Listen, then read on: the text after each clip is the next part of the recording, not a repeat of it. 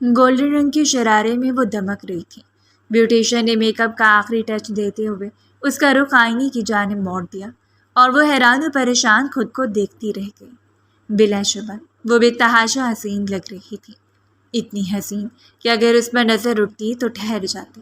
آج کی شام مکمل طور پر شاہ زیب کے نام تھی۔ فائنلی آج وہ ایک اچھی بیٹی ہونے کا ثبوت دینے جا رہی تھی، ایک ایسی بیٹی جو اپنی ماں کی فرمانبردار ثابت ہو کر اپنے ماموزاد سے نکاح کے تعلق میں منسلک ہونے والی تھی۔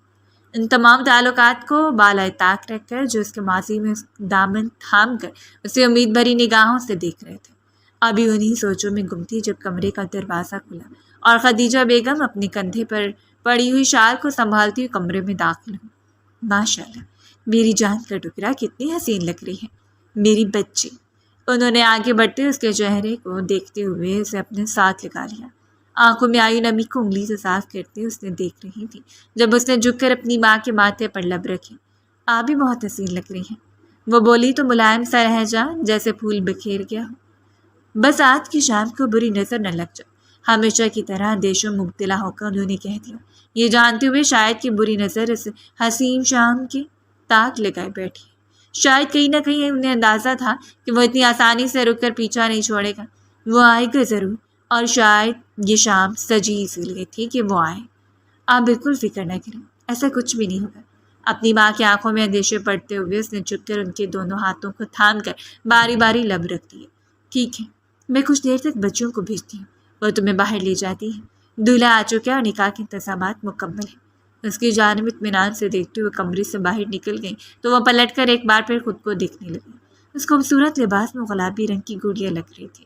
شرارہ بہت زیادہ بھاری اور کامدار نہیں تھا، لیکن پھر بھی گلاسی میک اپ نے اس کے پورے لوک کو چار چاند لگا دیے۔ مہکتی ہوئی خوشبو میں وہ مہکتی ہوئی لڑکی کسی کو بھی بہکانے کا کام سر انجام دے سکتی تھی۔ اپنے لبوں کو باہم جوڑے وہ ذرا سا پیچھے ہٹی ہوئی تھی کہ اچانک پورا کمرہ اندھیرے میں ڈوب گیا۔ اس نے دہل کر دل پر ہاتھ رکھا، صرف کمرہ نہیں باہر سے بھی آوازیں آنے لگی، شاید پورے گھر کی لائٹ چلی گئی تھی۔ اسے کوفت ہونے لگی، کم سے کم آج ایسا نہیں ہونا چاہیے تھا، یہ تو شکر ہے کہ ابھی اندر تھی۔ ہاتھ بڑھا کر اس نے کرسی کو تلاش کرنا چاہا اور پھر اطمینان سے اس پر ٹکنے لگی تھی کہ اچانک دو بازو نے اسے کھینچ کر دبوچ لیا۔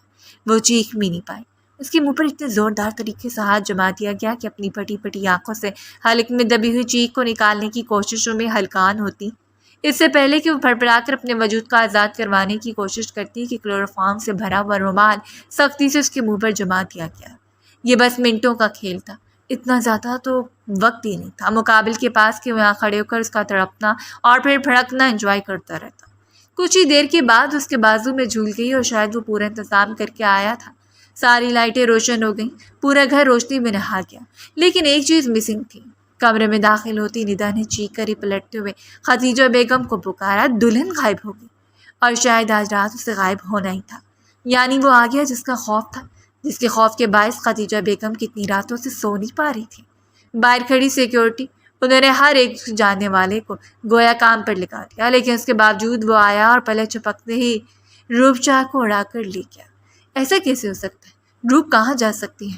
خدیجہ بیگم نے بکھلا کر چیختے ہوئے خود کو سنبھالنے کی کوشش کی، لیکن بے سود۔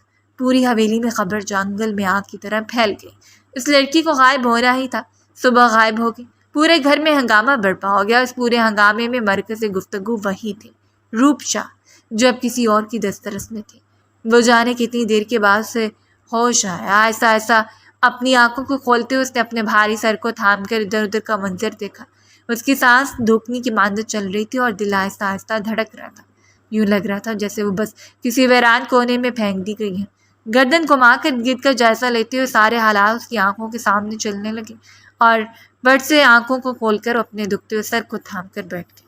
وہ اس کمرے میں اکیلی تھی۔ کمرے کو نفاست سے بنایا گیا تھا، ہر چیز نہایت ترتیب سے رکھی ہوئی تھی، اور حیرت کی بات یہ تھی کہ مقابل نے صوفے کا انتخاب کیا اسے لٹانے کے لیے، اور نہ ہی بیڈ کا، بلکہ فرش پر ایک کونے میں لیٹی ہوئی تھی، اور وہ سر چہرے کے ساتھ جلدی سے اٹھتے ہوئے وہ خود کو سنبھالتی دروازے تک گئی۔ بغیر کچھ سوچے سمجھے اس نے دروازے کو پیٹنا شروع کر دیا۔ دروازہ کھلے، کوئی ہے باہر؟ اس کا لہجہ ٹوٹا ہوا تھا، لیکن آواز پھر بھی اونچی۔ کم سے کم آج رات وہ خود کو کسی کے رحم و کرم پر نہیں چھوڑ سکتی تھی۔ بےتابی سے تڑپتے ہوئے نہ جانے کتنی دیر وہ دروازے کو پیٹتی رہی، لیکن جیسے اس گھر میں اس کے علاوہ کوئی موجود تھا ہی نہیں۔ کافی دیر کے بعد تھکار کے دروازے کے ساتھ ٹیک لگا کر بیٹھ گئی۔ آنسو اس کی آنکھوں سے ٹوٹ ٹوٹ کر گر رہے تھے۔ یہ سب کیا ہو گیا اسے اندازہ ہی نہیں ہوا۔ کافی دیر گزرنے کے بعد کمرے کا دروازہ کھلا، اس نے سر اٹھا کر دیکھا اور پھر عزیز سے آنکھوں کو بند کر لیا۔ اس کی ماں کے سارے خدشات ثابت ہوئے۔ اس کے سامنے کھڑے ہوا شخص اپنی چمکتے ہوئے نگاہوں سے اسے دیکھ رہا تھا۔ اس کے ماتھے پر بکھرے سنہرے بال اور چمکتے بادامی آنکھیں۔ وہ دیر تک انہیں دیکھتی رہی اور پھر آگے بڑھ کر جھپٹ کر اس کا گریبان پکڑ لیا۔ تم ہو کون؟ تمہاری ہمت کیسی مجھے یہاں لانے کی؟ رو رو کر اس کا گلا بیٹھ چکا تھا، اپنے حلق سے بمشکل آواز نکل رہی تھی، لیکن مقابل نے نرمی سے اس کے بازوؤں کو جھٹک اسے خود سے دور کر دیا۔ میرے علاوہ کسی کو حق ہی نہیں ہے تو میں اپنے پاس رکھنے کا، وہ بولا تو دل فریب لہجے کا پورا کمرے میں پھیل گئی۔ اس کی خوشبو جو کہ روپ پر پہلی نظر اثر انداز ہو رہی تھی، اب مسکراتے ہوئے جھک کر اس کا چہرہ دیکھ رہا تھا اور روح بےتابی سے کامتی رہ گئی۔ خدا کا واسطہ ہے، آج میرا نکاح ہے، مجھے واپس لے جاؤ، میری ماں پریشان ہوگی۔ رحم کرو ایک اکیلی عورت پر جس کا اس کی بیٹی کے سوا کوئی نہیں۔ اپنے ہاتھ باندھ کر التجا کر رہی تھی، آنسو اس کی آنکھوں سے ٹوٹ ٹوٹ کر گر رہے تھے، جو کہ مقابل نے نرمی سے اس کے دونوں ہاتھوں کو تھاما اور پھر جھٹکے سے انہیں پشت سے لگا دیا۔ یہی تو تمہاری سب سے بڑی غلطی ہے کہ آج تمہارا نکاح ہے۔ دانت پیس کر وہ اس کے کان کے قریب کہرا رہا تھا، جبکہ اس کے لفظ پر وہ خود کو سنبھالے کھڑی تھی۔ نکاح سے پہلے کم سے کم تمہیں اپنی ماں سے اتنا تو معلوم کر لینا چاہیے کہ تم کس کی امانت ہو۔ وہ شخص یوں بات کر رہا تھا جیسے اس کی سر خرید غلام ہو، جبکہ اس کے سینے پر ہاتھ رکھ کر روپ نے اسے خود سے دور دھکیل دیا۔ بکواس بند کرو تم، میں تمہیں جانتی تک نہیں ہوں۔ اور اس نے آگے بڑھ کر اسے بازوؤں سے دبوچتے ہوئے اپنے قریب کھینچ لیا۔ جانتی نہیں ہو لیکن جان جاؤ گی، تم نے کہا نا آج تمہارا نکاح ہے۔ وہ اب اپنی بادامی آنکھوں میں خاص چمک لائے اسے دوبارہ گھورا تھا۔ تو پھر تیار ہو جاؤ، نکاح ہے تمہارا، لیکن اس بار دولہا بدل گیا ہے۔ اس کے سر پر بم پھوڑتے ہوئے اسے وہیں ساکر چھوڑے کمرے سے باہر نکلنے لگا، جب وہ لپک کر اس کے پیچھے دوڑتی چلی گئی۔ خدا کا واسطہ میری بات سنو، میں یہ نکاح نہیں کروں گی، اس نے صاف کہہ دیا تھا، جبکہ مقابل نے اسے خود سے دور دھکیل کر 2 قدم دور کر دیا۔ نکاح تمہیں کرنا پڑے گا، ورنہ نکاح کے بغیر بھی تم میرے پاس ہو، میں بہت کچھ کر سکتا ہوں جو میرا دل چاہے۔ لہجے میں عجیب سی خماری اور آنکھوں میں چمک بھرتے ہوئے اس نے کہہ تو دیا تھا، لیکن روپ جانتی تھی کہ اس نے اس بات کو کس طرح برداشت کیا۔ اپنے منہ پر ہاتھ رکھے پٹی پٹی نگاہوں سے اسے جاتا ہوا دیکھتی رہی، جو آنکھ دبا کر شرارت سے اپنے لبوں کو باہر ملا کر اسے دیکھتا کمرے سے باہر نکل کر سیڑھیاں پھلانگتا چلا گیا۔ اسے پلٹ کر کمرے میں دوڑنا شروع کر دیا۔ کوئی راستہ نہیں تھا، کوئی کھڑکی نہیں تھی کہ وہ یہاں سے فرار ہو جاتی، اور ویسے بھی جو شخص اتنی پلاننگ کے ساتھ اسے وہاں سے اڑا کے لے آیا، کیا وہ اتنا کچا کھلاڑی ہوگا کہ یہاں سے اس کے نکلنے کے لیے کمرہ بنا دے؟ ہرگز نہیں۔ کچھ دیر کے بعد ملازمہ ایک سرخ رنگی کامدار چادر وہاں رکھ کر گئی۔ ملازمہ نے چادر رکھتے ہوئے سر اٹھا کر اسے دیکھا تھا۔ کچھ دیر کے بعد قاضی اور گواہان آنے والے ہیں، شاہ سائیں حکم ہے کہ تیار ہو جائے، بہت نرم لہجے میں کہتے ہوئے ملازمہ پلٹ کر جانے لگی کہ اس نے وہ شال اٹھا کر اس کی پشت پر دے ماری۔ جاؤ اور بتاؤ اپنے شاہ سائیں کو، میں لعنت بھیجتی ہوں اس پر اور اس کی چیزوں پر، نہیں کرنا مجھے یہ نکاح۔ وہ چیخی، لیکن ملازمہ اسے نظر انداز کرتے کمرے سے نکل گئی اور جاتی ہوئی دروازہ بند کر گئی۔ اپنے ہاتھوں کو چہرے پر رکھے وہ پھوٹ پھوٹ کر رو رہے تھے۔ آخر کون سی قیامت اس پر برپا ہوگی؟ آج تک اس نے صرف ایک شخص کا نام سنا تھا، جہانگیر شاہ بخاری۔ جب سے وہ اپنی ماں کے ساتھ وہاں آئی تھی، تب سے اس کی ماں کو بس ایک ہی دھڑکا لگا رہتا، جہانگیر شاہ کا۔ اس نے کبھی بھی اس شخص کو نہیں دیکھا۔ جب سے وہ حویلی چھوڑی، تب سے ایک بار بھی پلٹ کر اس نے جہانگیر شاہ کو نہیں دیکھا، لیکن نہ جانے کیوں اس کا دل تڑپ تڑپ کر کہہ رہا تھا کہ یہ شخص جہانگیر شاہ تھا، وہی شخص جس نے تب تک تو اس کے ساتھ کوئی تعلق نہیں بنایا جب تک اسے اندازہ تھا، اور اب جب کہ ایک نئے تعلق بننے جا رہی تھی تو وہ شخص مسلط ہو کر اسے نکاح کرنے کے در پہ تھا۔ ابھی وہی نہیں سوچوں میں گھیری ہوئی تھی جب کمرے کا دروازہ کھلا۔ قاضی صاحب گوان کے ساتھ اندر داخل ہوئے۔ وہ بس پھٹی پھٹی نظروں سے انہیں دیکھتی رہی اور ان کے ساتھ ہی وہ داخل ہوا تھا، جس نے آگے بڑھ کر اپنے شال کندھوں سے اتارتے ہوئے اس کے اوپر ڈال دی۔ جھک کر شال کا کونا درست کرتے ہوئے اس کے کان کے قریب ہلکی سی سرگوشی کر کے، چیخو پکار کرنے اور کسی بھی طرح کی فضول بات کرنے سے پہلے سوچ لینا، تمہاری ماں کی زندگی اور تمہاری عزت دونوں میرے ہاتھ میں۔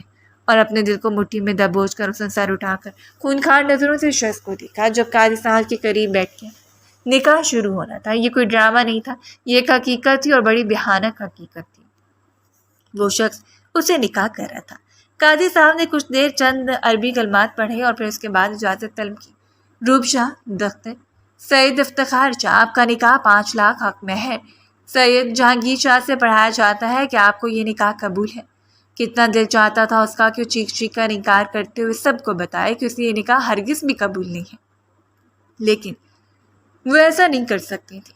مقابل اس کے پہلو میں کھڑا تھا اور بڑی جاذبے سے اس کے کندھے پر بھرے ہوئے ہاتھ سے اسے باور کروا رہا تھا کہ کسی بھی طرح کی چالاکی کرنے کی کوشش نہ کرے۔ ایک بار، دوسری بار اور تیسری بار اس کے کندھے پر پڑے ہوئے ہاتھ کی گرفت بھاری ہوتی چلی گئی۔ اس نے فوراً اقرار کر لیا، اسے وہ شخص قبول تھا۔ اپنی آنکھوں کو بند کرتے اسے نکاح نامے پر دستخط گھسیٹے اور بیک گراؤنڈ سے ٹیک لگائی۔ بہت بڑی غلطی کر دی تم نے جہانگیر شاہ، تم شاید جانتے بھی نہیں ہو کہ تم نے کس سے ٹکر لی ہے، اپنے بالوں کو دبوچتے ہوئے کہتے جا رہی تھی، جانے بغیر کہ یہاں کوئی بھی ایسا نہیں ہے جو اس کے دکھ میں اس کا حامی و ناصر بن جائے، جس کا ساتھ دے سکے۔ یہ دنیا بہت مطلبی ہے، کسی مرتے شخص کو چھوڑ کر تمام ضروری کاموں میں لگ جائے گی جس سے عزت باقی رہے۔ سارے مہمان ایک ایک کر کے چلے گئے۔ وہ حسین شام جو بے حد حسین تھی سوگواریت میں ڈوب گئی۔ 24 گھنٹوں سے پہلے کوئی بھی رپورٹ نہیں لکھ سکتا، اور اپنی جانب سے خدیجہ بیگم نے سر توڑ کوشش کر دی، وہ نہیں ملی، نہ اس سے ملنا تھا۔ لوگوں میں سرگوشی ہونے لگی۔ کچھ لوگوں کا کہنا تھا کہ وہ شادی چھوڑ کر بھاگ گئی ہے کسی کے ساتھ، تو کچھ لوگ کہہ رہے تھے کہ اسے اغوا کر لیا گیا ہے۔ خواہ جتنے منہ اتنی بات، اور خدیجہ بیگم نے ساری باتوں کو نظر انداز کرتے ہوئے اس کا کمرہ چھان مارا، کہیں سے کوئی سراغ تو مل جاتا۔ اس کی یوں چلے جانے کا ایک ابال ان کے اندر بھرا ہوا تھا۔ جانتی تھی اگر اس وقت ان کی اپنی بیٹی ان کے سامنے ہوتی تو شاید اس کا گلا دبا کر باہر دیتی۔ انہیں ہمیشہ لوگوں کے درمیان اپنی ریپوٹیشن اتنی عزیز تھی، کبھی بھی اپنے سر کو جھکا ہوا نہیں دیکھ سکتی تھی۔ اگر یہ جہانگیر کی چال تھی تو جہانگیر سے بھی بہت اچھی طرح نبٹ سکتی تھی، لیکن اس سے پہلے انہیں اپنی بیٹی کے متعلق کچھ جاننا تھا، اور شاید یہ بات ابھی سب سے کڑوی ثابت ہوئی کہ اس کی وارڈروب سے نکلنے والے لیٹرز، اس کی ڈائری پر لکھے ہوئے محبت بھرے پیغامات یہ ظاہر کر رہے تھے کہ اغوا نہیں کی گئی بلکہ اپنی مرضی سے گھر چھوڑ کر گئی۔ ملازمہ سب کے سامنے وہ تمام کاغذات اٹھا کر لے آئی، جسے دیکھنے کے بعد خدیجہ بیگم کی تو سانس ہی اٹک گئی۔ انہیں یقین ہی نہیں تھا کہ ان کی بیٹی ایسا قدم اٹھا سکتی ہے، جبکہ دوسری طرف ہر گھر کی پرانی ملازمہ، بلکہ اس نے بھی اس بات کی گواہی دی تھی کہ بیگم صاحبہ کے گھر سے جانے کے بعد چھوٹی بیگم صاحبہ کو ملنے کے لیے ایک لڑکا آیا کرتا تھا، اور اس کے ساتھ کافی دیر کمرے بند رہتی ہے۔ وہ لڑکا کون تھا، کیوں آتا تھا، خدیجہ بیگم یہ تو نہیں جانتی تھی، ہاں مگر ان کی بیٹی کی وجہ سے اس سوسائٹی میں ان کی بنی بنائی عزت برباد ہو گئی۔ آج تک جس نام کو اونچا رکھنے کے لیے انہوں نے ہر ایک سے ٹکر لی، آج وہی نام بدنام ہو گیا۔ لوگ باتیں بنا رہے تھے، ہنس رہے تھے، مخول بازیاں کر رہے تھے، اور ایسے میں انہیں خود سے بس ایک عہد کرنا تھا، اگر کہیں کسی بھی جگہ پر انہیں روپ دوبارہ مل جاتی تو اس کی گردن دبا دیتی۔ جس وقت وہ کمرے میں داخل ہوا، وہ بیڈ پر ٹانگیں پھیلائے بیٹھی تھی۔ رو رو کر اس نے اپنی آنکھوں کو سرخ کر لیا۔ جوڑے سے نکلتے ہوئے بال گردن کے گرد لپٹے ہوئے تھے۔ جہانگیر شاہ نے ایک نظر اسے دیکھا اور پھر ہلکا سا مسکرایا، جبکہ اس کی مسکراہٹ کو زہر سمجھتے ہوئے اس نے بڑی مشکل سے نکلا تھا۔ مضبوط قدم اٹھاتے اس کے قریب آتا جا رہا تھا۔ وہ جانتی تھی یہ گھر نہیں ہے جہاں جہانگیر کو اسے لے جانا چاہیے تھا، بلکہ وہ گھر ہے جہاں وہ خود رہتا ہے۔ وہ اسے یہیں رکھنا چاہتا ہے، نہ جانے کیوں، اسے اس بات کا تو اندازہ نہیں تھا، لیکن جلدی سے بیڈ سے نیچے اتر کر اپنے دوپٹے کو وہیں چھوڑتی وہ جہانگیر کے سامنے آ کر کھڑی ہو گئی۔ ابھی اور اسی وقت مجھے گھر چھوڑ کر، آنکھوں میں دیکھ کر وہ پھٹکا رہی تھی، اور جہانگیر نے نرمی سے ہاتھ بڑھا کر اس کی ٹھوڑی کو چھو لیا۔ کیوں نہیں چھوڑ جاؤں گا، لیکن ابھی نکاح ہوا ہے، تھوڑی دیر اگر شوہر کے ساتھ گزار لیا جائے تو رومانٹک انداز میں ذرا سا مسکراتے ہوئے وہ شاندار سا مرد قدم قدم بڑھاتا اس کے قریب آ رہا تھا، اور جلدی سے دور ہوتے ہوئے دیوار کے ساتھ لگی۔ اگر آپ نے میرے ساتھ کچھ بھی ایسا ویسا کرنے کی کوشش کی تو میں آپ کا منہ توڑ دوں گی۔ اپنے منہ کا مکہ بنا کے، اپنے ہاتھ کا مکہ بناتے ہوئے اس نے ہوا میں لہرایا، اور جہانگیر نرمی سے اس کا ہاتھ پکڑ کے دیوار کے ساتھ لگا دیا۔ وہ اب اس کے سامنے کھڑی تھی، اور اس وقت اب سے شدت سے شرمندگی ہو رہی تھی کہ جلد بازی میں دوپٹہ اٹھانا ہی بھول گئی جو کچھ فاصلے پر رکھا ہوا تھا۔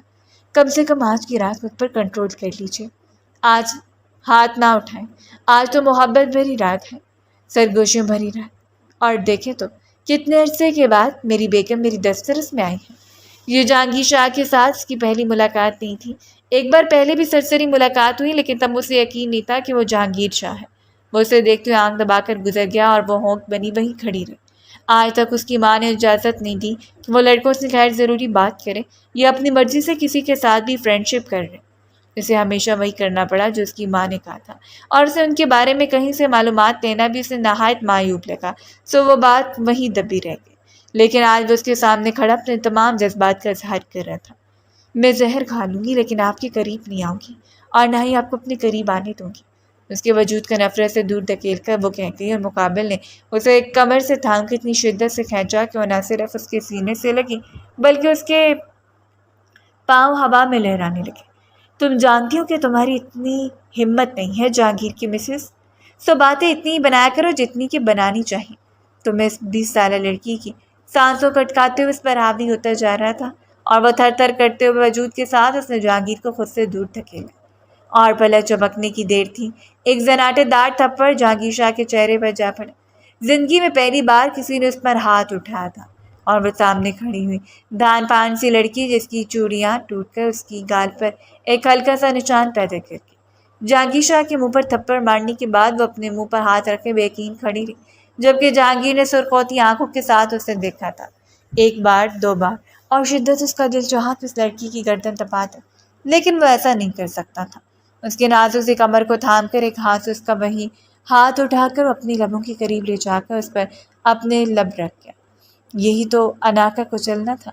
اس روز اس نے اس لڑکی کے قدموں میں اپنی انا کو کچل دیا جو اس کے قابل عشق نہیں تھے۔ ایسا نہیں تھا کہ جہانگیر شاہ کو اس کے علاوہ اور کوئی نظر نہیں آتی۔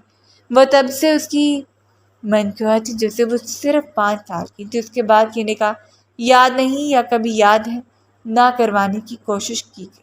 ہر بار جب کچھ نہ کچھ دہراتی تو خدیجہ بیگم یہ کہہ کر ٹال دیتی کہ وہ بس ایک منگنی تھی جس میں آغا جان نے اسے جہانگیر سے منسوب کیا، اور اس منگنی کی کوئی اہمیت نہیں ہے، اور وہ خاموشی اختیار کر لیتی۔ آج صرف اس کی خاطر اسے دکھانے کے لیے اس نے اتنے سارے لوگوں میں دوبارہ اسے نکاح کر کے اسے اپنے قریب کر دیا۔ کم سے کم اب تو وہ نہیں کہہ سکتی تھی کہ وہ صرف ایک منگنی تھی، حالانکہ اس وقت کبھی نکاح نامہ موجود تھا، گواہان بھی تھے۔ اس وقت وہ تقریباً 7 برس کا تھا، یعنی کہ صرف بڑوں کی رضامندی سے ہوا، لیکن اسے ہمیشہ سے یہی سکھایا گیا وہ سنہری گڑیا صرف اسی کی ہے جسے محبت کر کے اسے اپنے قریب کر کے وہ اپنی باہوں میں بھر سکتا ہے۔ آنکھوں سے ٹوٹتے آنسوؤں کے ساتھ اس کے لبوں سے التجا کی، پلیز مجھے چھوڑ دیں، مجھے جانے دیں، اور جہانگیر نے مخمور نگاہوں سے اسے چھوڑتے ہوئے خود سے دور کر دیا۔ تمہیں چھوڑ تو سکتا ہوں لیکن جانے نہیں دے سکتا۔ اگلے 2 دنوں تک تم یہیں رہو گی، ماما سے ملاقات کرو گی، اور پھر تمہیں تمہارے گھر چھوڑ دیا جائے گا۔ میں صرف دیکھنا چاہتا ہوں کہ تمہاری ماں کس حد تک جا سکتی ہے، اور اپنی ماں کے خلاف تو ایک لفظ بھی نہیں سن سکتی تھی۔ بس آپ کی کیسے نکلنے کی دیر ہے جہانگیر شاہ، میں سیدھا پولیس کے پاس جاؤں گی، عدالت میں جا کر آپ پر کیس کروں گی۔ ماما ٹھیک کہتی ہیں، تم لوگ درندے ہو، درندوں کے علاوہ کچھ نہیں۔ اور وہ پلٹ کر اسے دیکھتا کمرے سے باہر نکل گیا۔ وہ اسے درندہ کہہ رہی تھی جسے پانے کے لیے نہ جانے کتنوں کا ساتھ چھوڑ دیے۔ اس کی آنکھوں میں نفرت کے جلتے ہوئے انگارے دیکھ کر وہ سمجھ چکا تھا کہ نفرت مٹانا اتنا آسان نہیں ہے۔ وہ چاہتا تھا کہ اس کے سامنے رشتوں کی اصلیت آئے، اس لیے اس نے کوئی چھوٹا کھیل نہیں کھیلا۔ اس گھر کی ملازمہ زینت کو اپنے ساتھ ملا لیا۔ زینت نے وہ کر دکھایا جو روح کو خدیجہ بیگم کی نظروں میں سراسر غلط ثابت کر دیتا۔ اب باری تھی اعتماد اور یقین کے رشتوں کی۔ خدیجہ بیگم صرف اپنی نفرت کی آڑ میں اتنا گر گئی کہ اس کی بیوی کو کسی اور کی بیوی بنانے چاہ رہی تھی، شاید یہ سوچ کر کہ اس شام یہاں آئے گا، ایک ہنگامہ برپا ہوگا اور اس کے بعد فوری طلاق، تب بھی فائدہ انہیں کا ہوگا۔ وہ فوراً اپنی بیٹی کو شاہ زیب سے منسوب کر دیں گی، لیکن اگر وہ نہیں بھی آتا تب بھی اس کو نکاح نامہ چپ چاپ شاہ زیب سے کر دیا جائے گا، یہ گمان کرتے ہوئے کہ بچپن کی نکاح تھا جس میں سمجھدار نہیں تھی۔ سگریٹ کو سلگاتی ہوئے لان میں ٹہلنے لگی۔ سرکتی ہوئی سگریٹ سے نکلتا ہوا دھواں اندر کی وحشت کو کم کر رہا تھا، جبکہ دوسری طرف اس کی پشت کو دیکھ کر تھوکتی ہوئی وہ لڑکی دانت پیس کر دروازے کو لا کر کے سونے کے لیے لیٹ گئی۔ اس کے اندر صرف نفرت تھی، اور نفرت، وہ بے تحاشا نفرت، کیونکہ یہ شخص اس کے باپ کا رشتہ دار تھا، وہ باپ جس نے بچپن میں اس کی ماں کو گھر سے نکال دیا اور آج تک پلٹ کر بھی نہیں دیکھا۔ اس کی ماں نے اپنی مظلومیت کے اتنے قصے سنائے تھے کہ اب اسے اپنے باپ سے بے تحاشا نفرت تھی۔ اس شخص کی شکل تک نہیں دیکھنا چاہتی تھی، اور یہ شخص جو زبردستی اس پر مسلط ہوا تھا، یہ شخص بھی کسی سے کم نہیں تھا، اس سے بھی چھٹکارا اتنا آسان نہیں تھا۔ صبح وہ بیدار ہو کر نیچے آئی تو ناشتے کی ٹیبل پر بیٹھا ہوا سربراہی کرسی کو سنبھالے ملازمہ اس کے آگے لوازمات رکھتی جا رہی تھی، اور وہ ایک ایک کر کے نفاست سے کھاتا جا رہا تھا۔ جب وہ سیڑھیاں اتر کر نیچے آئی۔ Welcome to my house wife. دل فریبی سے مسکراتے اس نے ہاتھ اٹھا کر ملازمہ کو رک جانے کا اشارہ کیا اور وہ رک گئی۔ ویسے کہنا تو مجھے پہلے چاہیے تھا، لیکن آج تمہاری پہلی صبح ہے اس لیے کہہ رہا ہوں۔ اور وہ بضد اس شخص کو دیکھتی رہ گئی۔ مجھے ابھی اسی وقت گھر چھوڑ کر آئے، ورنہ میں وعدہ کرتی ہوں کہ میں آج شام سے پہلے اپنی جان لے لوں گی۔ اس کی آنکھیں چیخ چیخ کر بتا رہی تھی کتنا روئی ہے، تڑپی ہے، اور نیپکن سے اپنے لبوں کو تھپتھپاتے ہوئے مدھم سا مسکرایا۔ چھوڑ آؤں گا، لیکن اس سے پہلے مجھے بھی ایسی محبت چاہیے تم سے، ایسی دل فریب محبت جس میں تمہیں اپنے لیے تڑپتا ہوا دکھوں، تب تمہیں اس کیسے آزادی مل جائے گی۔ نیپکن کو سائڈ پر رکھتے ہوئے وہ اٹھ کر جانے لگا اور اس لڑکی نے جوس سے بھرا ہوا جگ اٹھا کر فرش پر ٹے مارا۔ غلط فہمی ہے آپ کی، صرف غلط فہمی۔ میں مر تو سکتی ہوں، لیکن آپ جیسے لوگوں پر یقین نہیں کر سکتی، اور نہ ہی شادی کو مانتی ہوں۔ وہ اب مسکراتے ہوئے داخلی دروازے کی جانب بڑھ گیا۔ اب اس کے پاس اتنا ٹائم تو نہیں تھا کہ سر پہ لڑکی سے بیٹ لگا کر بدلہ لینے کی ٹھان لیتا، ہرگز نہیں۔ اس گھر میں اس نے بے تحاشا نقصانات کر دیے، اس کے ہاتھ میں جو کچھ آیا اس نے توڑ دیا۔ وہ صرف شخص کو اذیت دینا چاہتی تھی، یہ جانے بغیر کہ وہ معمولی چیزیں اس کے لیے کبھی بھی قابل اذیت نہیں ہو سکتی تھیں۔ ملازمین ڈرے ہوئے تھے، اسے ابھی یہاں تک کہ ایک اور دن بھی گزارنا تھا جو بالکل ہی گھٹن زدہ ہونے والا تھا۔ اسے اپنی ماں کی یاد ستا رہی تھی، اسے واپس جانا تھا، اور اثر کے قریب نہ جانے کس طرح جب اسے اطلاع ملی کہ شاہ سائیں کہہ رہے ہیں کہ کچھ دیر تک وہ اپنا سامان اٹھاتی باہر آ جائے، اسے ان کی ماں کے پاس چھوڑنے جا رہے ہیں، تو وہ خوشی سے چہک اٹھے۔ فائنلی اس نے اس شخص کو ہرا دیا جو بڑے رشتے کی رٹ لگائے ہوئے تھا۔ اپنے بالوں کو جھٹک کر میں سے جوڑا بناتے نکلتی ہوئی لٹوں کو چہرے پر سجا کر پرسکون انداز میں سر گرائے بیٹھی رہی۔ میں تمہیں چھوڑنے تو جا رہا ہوں مسز، لیکن یاد رکھیے گا آپ ذرا بھی میری نظروں سے غافل نہیں ہیں، اسے نرمی سے کہا تھا، اور فوراً طور پر اسے کاٹدار نظروں سے دیکھتی دانت پیس کر رہ گئی۔ میں تو آپ سے طلاق لے لوں گی، مجھے رشتہ رکھنا ہی نہیں ہے، کبھی بھی نہیں۔ اور گاڑی ایک جھٹکے سے رکی، یعنی ابھی وہ سدھر ہی نہیں تھی۔ صرف آغا جان کی زندگی کی وجہ سے وہ اسے واپس چھوڑنے جا رہا تھا، ورنہ اس لڑکی کو اپنے پاس رکھ کر سدھارنا بہت اچھی طرح جانتا تھا۔ گردن سے دبوچ کر اپنے قریب کرتے اس کے لبوں پر بے تحاشا جھکتا چلا گیا، اور اس لمس پر تڑپتی ہوئی لڑکی حیرت و بے یقینی سے اسے دیکھتی رہی۔ کافی دیر اپنے جنون کا نشانہ بنانے کے بعد اس نے آہستگی سے اسے چھوڑا۔ اب اگر دوبارہ اس لفظ لبوں تک آنے کی اجازت دی تو پھر سزا بہت طویل ہو سکتی ہے، سمجھی تم؟ آنکھ دبا کر اس کی بولتی بند کر چکا تھا، اور وہ اس میں کامیاب بھی ہوا۔ باقی جتنا راستہ بھی وہ گاڑی میں بیٹھی رہی، اس کی زبان سے ایک لفظ تک نہیں نکلا۔ اس نے مطلوبہ جگہ پر گاڑی روک لی، بغیر اسے دیکھے وہ گاڑی سے اتری اور بے ہنگامہ اندر کی طرف دوڑتی چلی گئی۔ اسے لگا تھا کہ اس کی واپس آنے پر گھر میں ایک ہنگامہ برپا ہو جائے گا، خوشی کی شادیانے بجیں گے، اس کی ماں بے تحاشا خوش ہوں گی، لیکن وہ جو ہی اچھل کر اپنی ماں کے گلے سے جا لگی، اس کی ماں کا زناٹے دار تھپڑ اس کے چہرے کو سر کر گیا۔ اسے بالوں سے دبوچ کر دور کیے کھڑی تھی۔ کتنی گھٹیا لڑکی، اپنے باپ کی خصلتوں کو اختیار کر لیا تم نے۔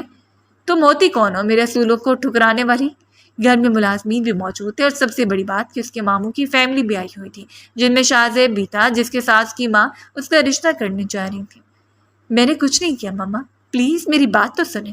اپنے کانپتے ہوئے ہاتھوں کے ساتھ متواتر کہتی جا رہی تھی، لیکن اس کی بات سننے کا کوئی ارادہ نہیں تھا۔ اس روز پہلی بار سے اپنی حیثیت کا اندازہ ہوا۔ خدیجہ بیگم نے اسے بری طرح مارا، اتنی شدت کے ساتھ اس کے چہرے پر نشانہ ہاتھ بائے ہاتھ تک کہ اس کے ماموں اور موانی بھی بیٹھے رہے۔ سب لوگ اسے بد کردار تصور کر رہے تھے، ایک ایسی لڑکی جو ہر حدود کو پھلانگ کر کسی کے بادوؤں میں جا بسے۔ خدیجہ بیگم کی کہنے پر اسے گھسیٹ کر کمرے میں پھینک دیا گیا۔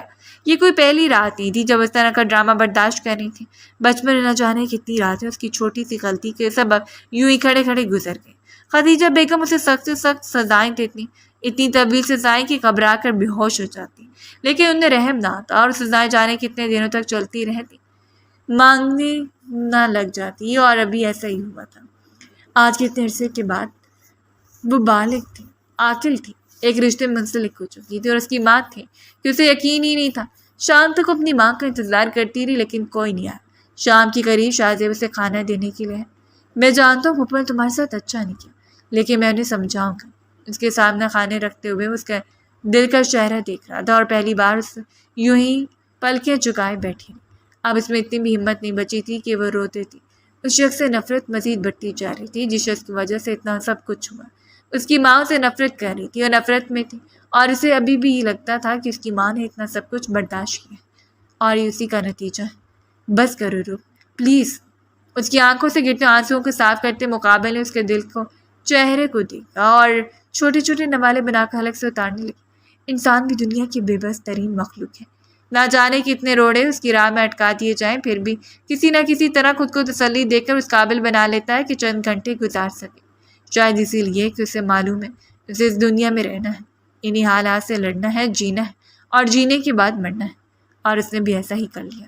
اگلے دن ناشتے کی ٹیبل پر اس نے اپنی ماں کے دونوں ہاتھوں کو تھام لیا۔ پلیز میری بات سنیں، میرا کوئی قصور نہیں ہے۔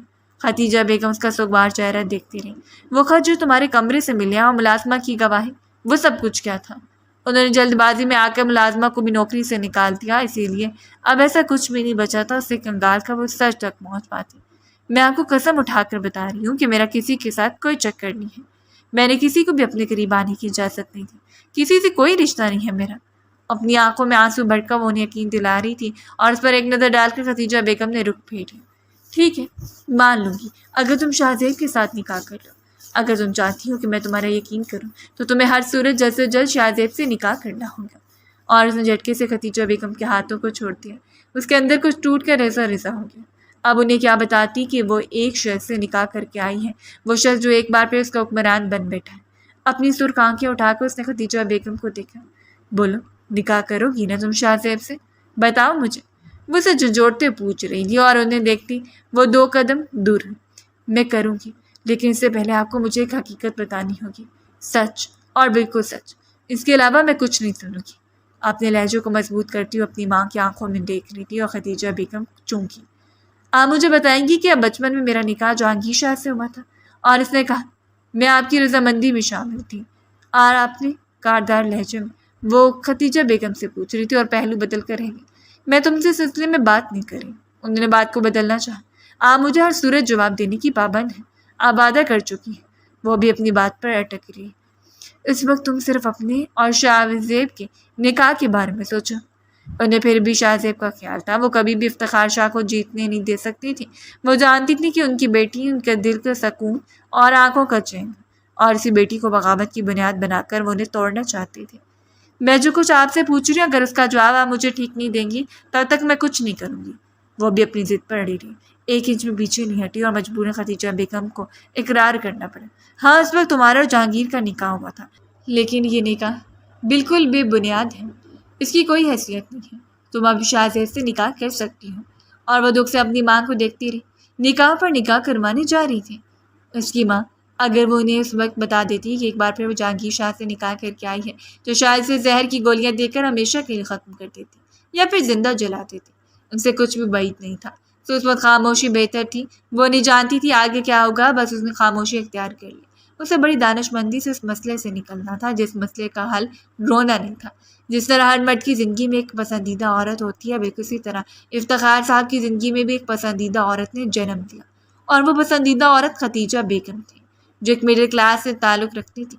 افتخار صاحب نے جانے کس طرح انہیں دیکھا اور یہ محبت ذرا ذرا اثر تھا۔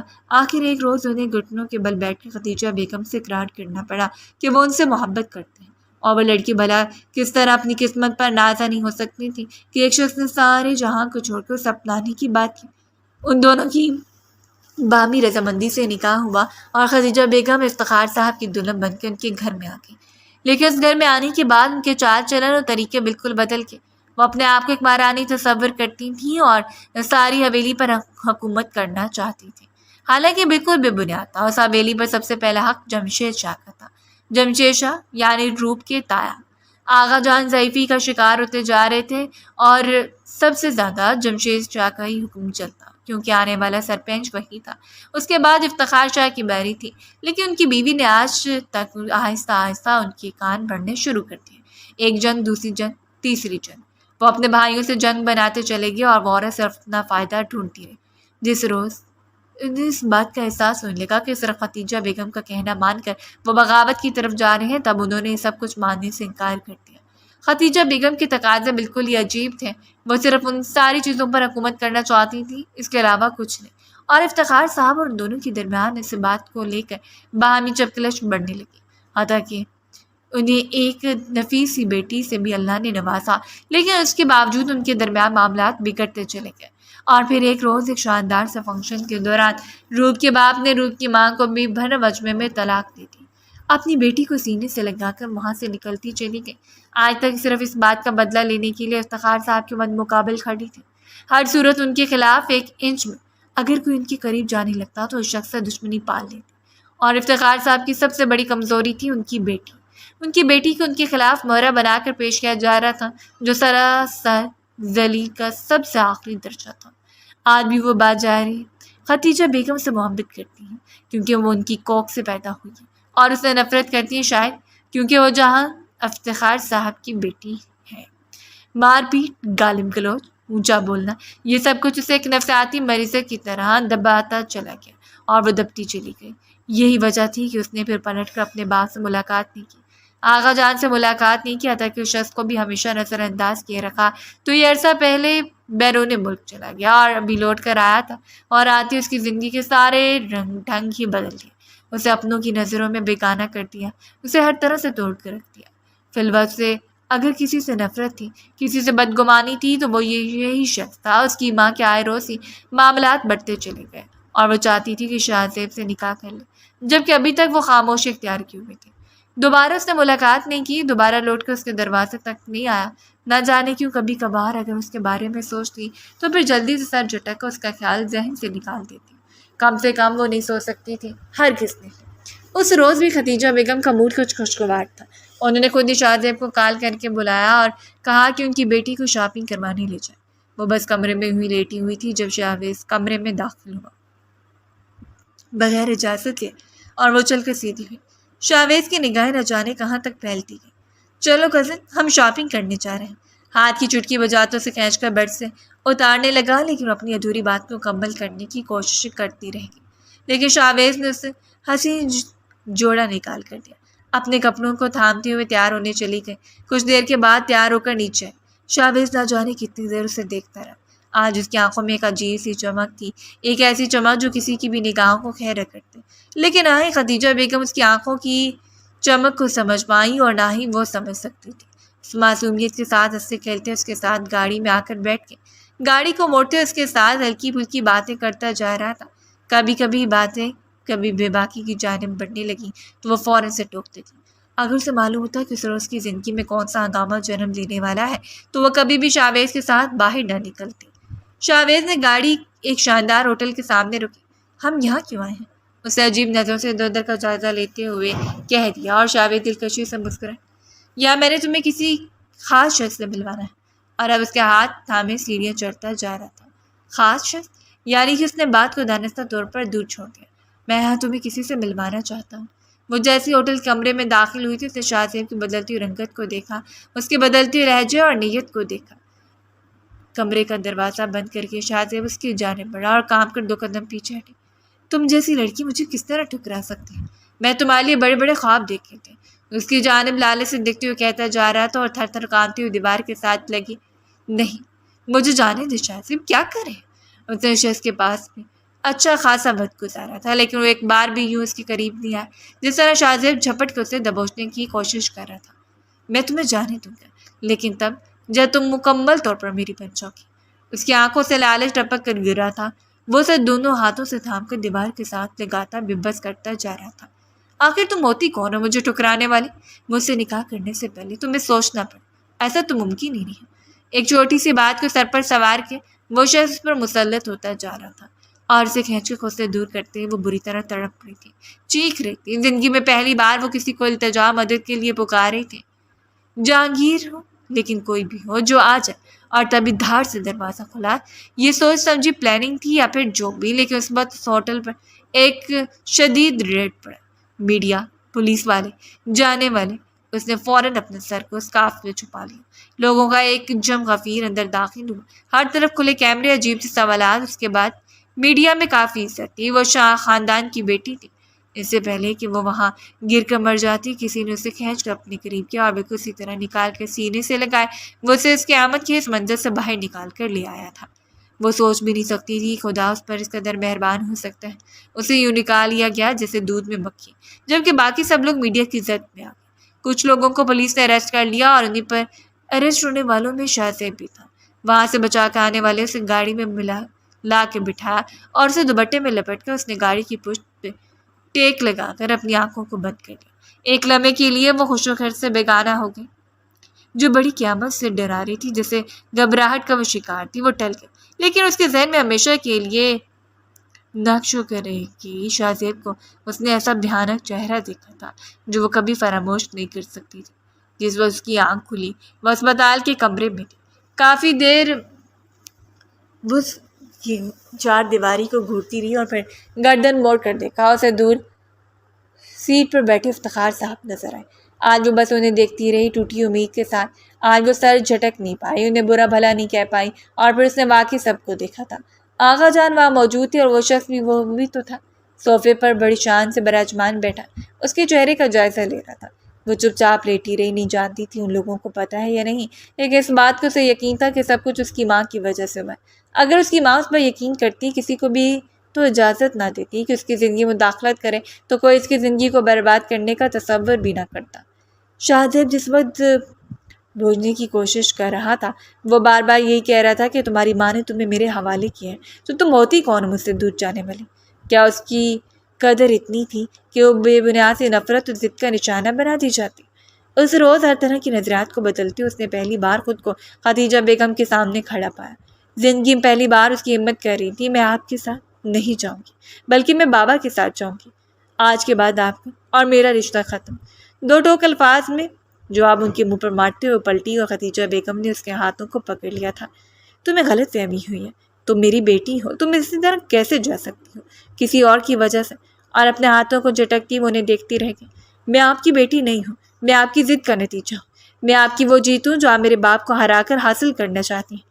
آپ جانتی بھی ہیں کہ میں نے آپ کے ساتھ ہوتے ہوئے کیا برداشت کیا۔ وہ بول رہی تھی اور اس کی آنکھوں سے آنسو ٹوٹ کر گر رہے تھے۔ ایک ایسے شخص کے ساتھ کوئی فراموش کرنا چاہے جو میرے لیے دنیا سے لڑنے کے لیے تیار ہے۔ میں نے شخص کے حق میں خیانت کرنے کی کوشش کی۔ آپ کی خوشی کے لیے میں نے بابا سے دور ہو کر صرف انہیں اذیت کے علاوہ کچھ نہیں دیا، لیکن اب اور نہیں۔ آج کے بعد آپ میرے راستے میں نہیں آئیں گے۔ آپ جانیں، آپ کے بھائی کے بچے جانیں، اور آپ کے باپ کی ماندہ زندگی اور ضد بس مجھے بخش دیجیے۔ اپنے ہاتھوں کو جوڑتے ان پر ماتھا ٹکاتے ہوئے پلٹ کر اپنے باپ کے ساتھ چلی گئی، اور خدیجہ بیگم جنہوں نے صرف جیتنا سیکھا تھا، آج پہلی بار ہارے کھڑی رہ گئی۔ بات سے شاہزیب کی تو جہانگیر اسے ہرگز بھی چھوڑنے والوں میں سے نہیں تھا۔ اس نے غلطی نہیں کی تھی، اس نے گناہ کیا تھا، اور اس گناہ کی سزا جہانگیر شاہ جب تک زندہ رہتا اسے دیتا رہتا۔ اگر اس کی ہمت کیسی ہوئی کہ جہانگیر شاہ کی بیوی کو ہاتھ لگانے کے بارے میں بھی سوچے۔ اس کی بیوی تھی، چاہے اسے دور تھی، لیکن اس کا غرور تھی جو اس کے ماتھے پر چمکتا ہوا اچھا لگتا تھا۔ اب کچھ حق بنتا تھا کہ لڑکی سے ناراض رہتا، جس کی جلد بازیوں اور بدگمانیوں نے سارے معاملے کو خراب کر دیا۔ حویلی میں واپس آنے کے بعد اس کا پرتپاک طریقے سے استقبال کیا گیا۔ حویلی میں تو جیسے ہنگامے اور روشنی لوٹ آئی۔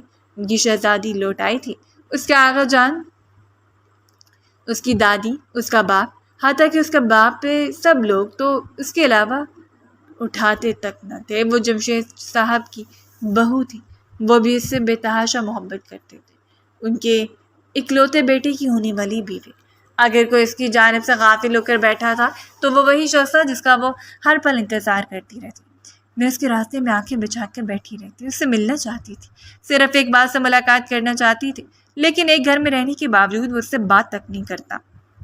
اس دن وہ چھت پر ہی تھا جب کوشش کرتے ہوئے چھت پر آئی اور پھر تڑپتے ہوئے آگے بڑھ کے اسے کمر سے تھام کے اپنے چہرے کو اس کی پشت سے ٹکا لیا۔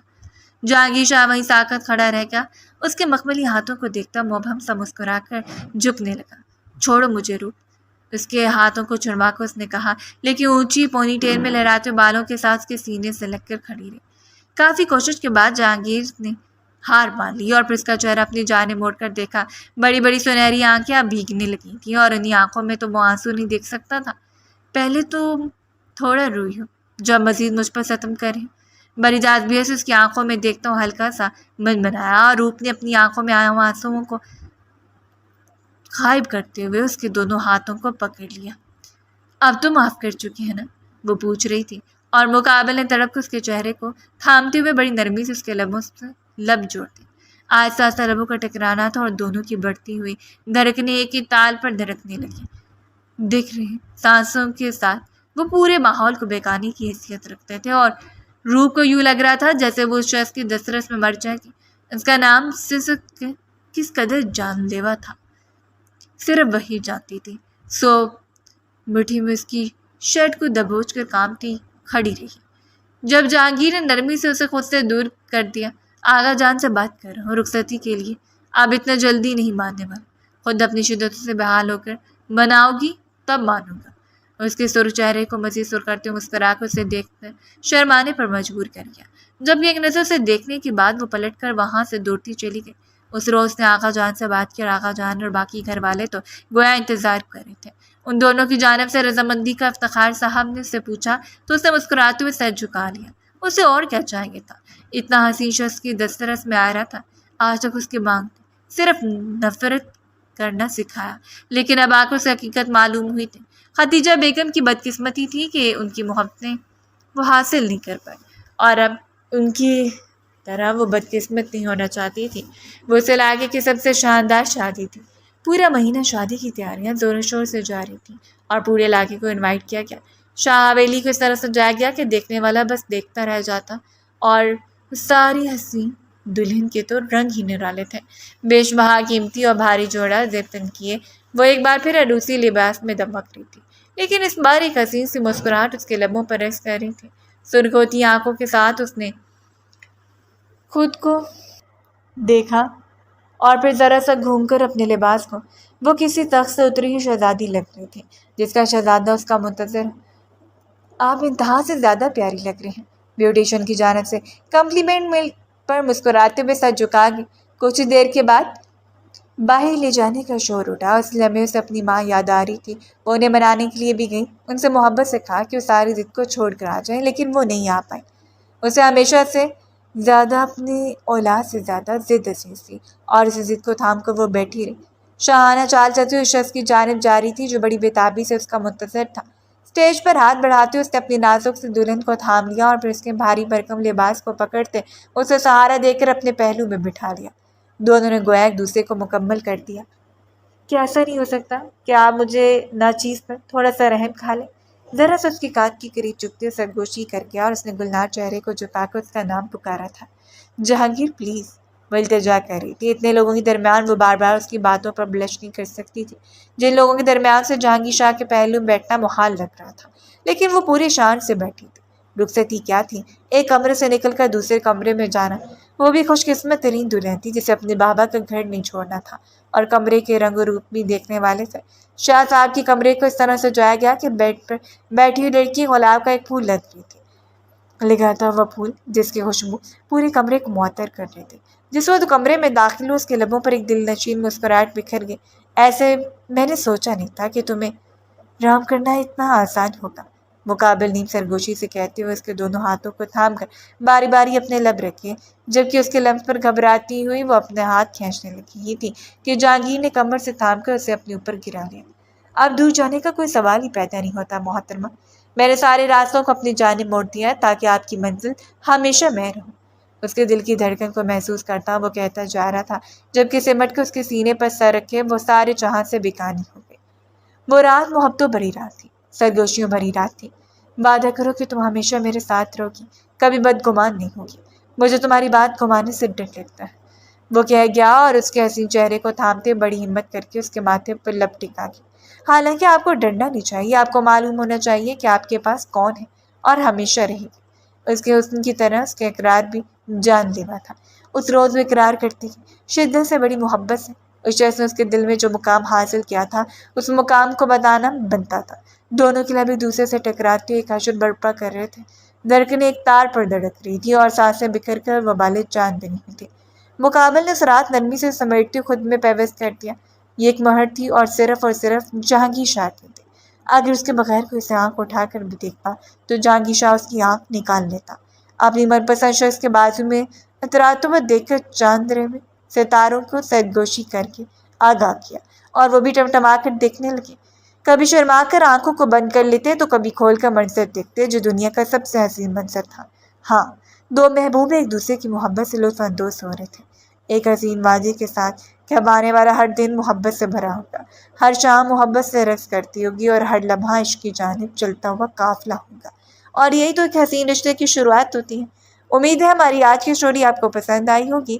تو اس ویڈیو پسند آئے تو اپنا فیڈ بیک لازمی شیئر کریں، ہمارے چینل کو سبسکرائب کر دیں۔ شکریہ۔